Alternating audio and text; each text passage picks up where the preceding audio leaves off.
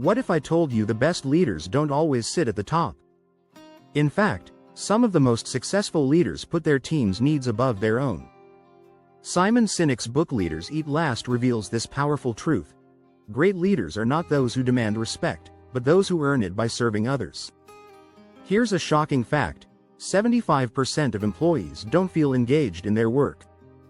This means that 3 out of 4 workers feel disconnected, undervalued, and unmotivated.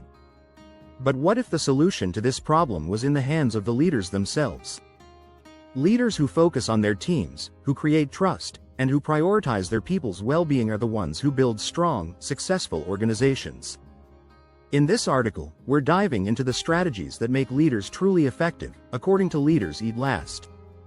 From the science of leadership to the power of listening, we'll uncover the tactics that can change the way you lead. Ready to discover how you can become a leader who inspires, motivates, and creates lasting impact? Keep reading. Chapter 1. The secret ingredient: humble leadership. When we think of leaders, we often picture them standing at the front, taking charge. But some of the best leaders, as Simon Sinek points out, prefer to take a step back. They put their people first. This idea, known as servant leadership, isn't just a philosophy, it's a strategy that works. Studies show that when leaders focus on their team's well-being, they see better results. Gallup found that employees who feel cared for by their leaders are 60% more likely to be engaged in their work. And engaged employees are more productive and loyal. Humble leadership is about creating an environment where trust and collaboration thrive. Take Southwest Airlines as an example.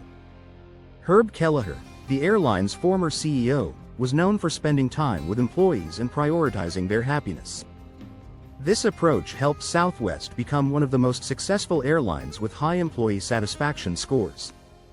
Humble leadership is not just about being nice, though. It's about making tough decisions for the good of the group. Great leaders understand that their role is to empower others, not control them. Leaders who eat last give their team the resources and support to succeed, knowing that the team's success is their success. Chapter 2. Behind the battle: the neuroscience of leadership. Leadership isn't just about what we see on the surface. There's a lot happening inside our brains when we interact with different leaders. Neuroscience shows that good leaders trigger the release of positive chemicals, like oxytocin, in the brain. Oxytocin is a feel-good hormone that builds trust and bonds teams together. When leaders prioritize their people's safety and well-being, their brains release oxytocin, which promotes a sense of belonging. On the other hand, toxic leadership triggers cortisol, a stress hormone. High cortisol levels lead to burnout and disengagement, showing just how important leadership style is. According to the Center for Creative Leadership, leadership that focuses on positive relationships leads to a 25% increase in employee retention. Additionally, teams led by supportive leaders perform 31% better on tasks. This proves that leadership is about creating an environment where people feel safe, motivated, and encouraged. Great leaders are not just managing tasks, they're managing emotions. By creating a safe, supportive atmosphere, they unlock their team's full potential. Leaders who eat last and prioritize their people lead more effectively. It's not just about strategy, it's about creating a culture where everyone can thrive. Chapter 3. The courage to lead from the back. Great leaders don't always need to be in the spotlight. In fact, the most powerful leadership can often come from leading behind the scenes. This may sound counterintuitive, but history is full of leaders who knew that empowering others was the key to success. Take General George Washington, for example. During the American Revolution, he spent time in the trenches with his soldiers, sharing their struggles and victories.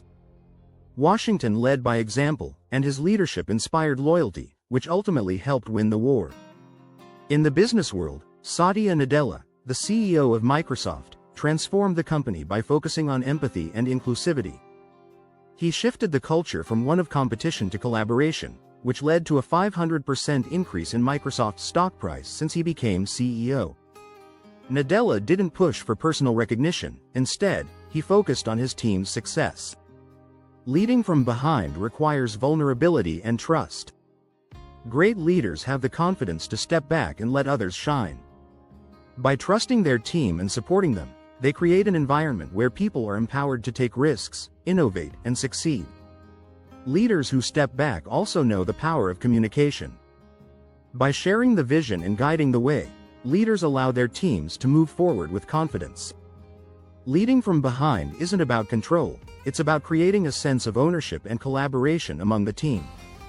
If you're enjoying these strategies, be sure to subscribe to our channel for more insights on becoming a great leader. Chapter 4. The Ripple Effect. How leaders' actions create culture. A great leader's impact goes beyond their own actions. It influences the entire culture of the organization.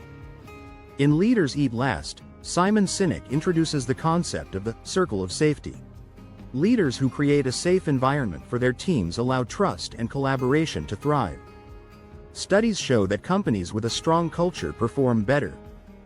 Gallup found that organizations with a healthy culture are 30% more likely to outperform their competitors. A positive culture leads to happier employees, higher productivity, and increased employee retention. Southwest Airlines is a great example of how leadership can create a strong culture. Herb Kelleher's leadership focused on the well-being of his employees, creating a loyal workforce. This culture became the foundation for Southwest's success. When leaders build a strong culture, they also attract top talent. The best employees want to work for organizations that value their well-being and foster a positive environment. In turn, these employees help the company grow and succeed. Creating a strong culture isn't easy, but it's worth it. It requires leaders who focus on their team's needs and who lead by example. By prioritizing their people, leaders can create a culture where everyone feels valued, engaged, and motivated to contribute. Chapter 5. The Leadership Dilemma. Why the best leaders face the hardest choices. Leadership often means making tough decisions. These decisions might not always be popular, but they are necessary for the long-term success of the organization. In Leaders Eat Last, Simon Sinek explains that great leaders have the courage to make difficult choices, even when it's uncomfortable. Jeff Bezos, the CEO of Amazon, made the tough decision early on to reinvest profits back into the company instead of paying dividends to shareholders. This decision helped Amazon grow rapidly and become one of the most valuable companies in the world. Data from the Center for Creative Leadership shows that 63% of leaders say their biggest challenge is making tough decisions for the long-term benefit of their team, even when those decisions aren't popular. But these difficult choices build trust. Employees respect leaders who make decisions for the greater good, even if it means personal sacrifice.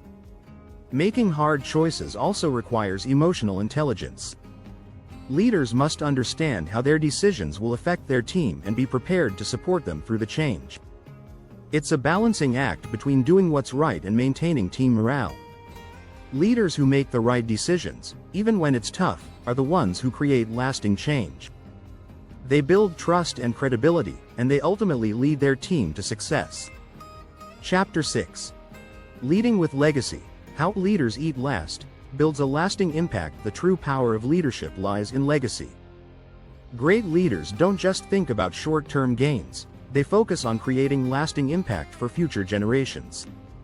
In Leaders Eat Last, Sinek emphasizes that leadership is about leaving something behind that will outlast the leader themselves. Walt Disney is a prime example of this. His leadership created not just a successful company but a culture of creativity and innovation that continues to thrive today. Disney didn't just build a business, he built a legacy that continues to shape the entertainment industry. The best leaders focus on preparing the next generation. As Sinek says, leaders are not responsible for the results, they are responsible for the people who are responsible for the results. This means that great leaders leave behind not just a company but a group of empowered, capable individuals who can carry the mission forward. Data from the Journal of Applied Psychology shows that organizations with leaders who focus on long-term growth and development are more adaptable and resilient. These companies can weather changes in the market and technology because they've built a strong foundation. Leadership is about more than personal success. It's about helping others succeed and building something that lasts. Great leaders know that their true impact is measured by how well they prepare their teams for the future. If you've enjoyed these strategies, don't forget to subscribe for more insights on how you can become a truly great leader.